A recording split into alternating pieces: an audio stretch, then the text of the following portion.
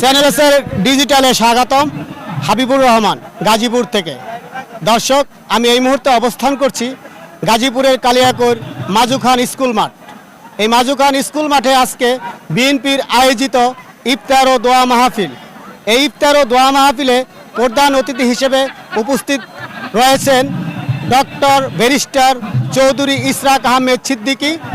আজকের এই মিলাদ মাহফিলে দেশনেত্রী বেগম খালেদা জিয়ার রোগ মুক্তির কামনায় দোয়া মাহফিল অনুষ্ঠিত হয়েছে এবং এখানে তোবারক বিতরণ করা হয়েছে। কিছু কিছু মানুষ আছে তারা সার্বিক সহযোগিতা কামনা করে সকল ষড়যন্ত্রকে ভেদ করে কাছে থাকতে চাই, আপনাদের ভালোবাসতে চাই, আপনাদের সহযোগিতা করতে চাই।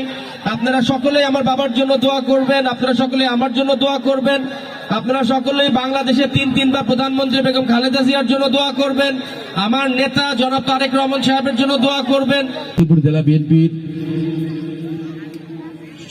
সাবেক সম্মানিত সাংগঠনিক সম্পাদক এক আসনের কালিয়াকৈর কমিটি করার জন্য আমরা বিএনপি যারা নিবেদিত প্রাণ এই দল প্রতিষ্ঠা করেছেন প্রতিষ্ঠাতা কোষাধ্যক্ষ জাতীয় নেতা চৌধুরী তানভীর আহমেদ সিদ্দিকী কাজ করবে এই কথা বলে এই গ্রুপে এসে তাকে ফুল দিয়ে গাজীপুর জেলা 5টা উপজেলা 3টা পৌরসভা কিছু আমাদের নেতা চৌধুরী তানভীর আহমেদ সিদ্দিকী সাহেবের সুযোগ্য উত্তরসূরি।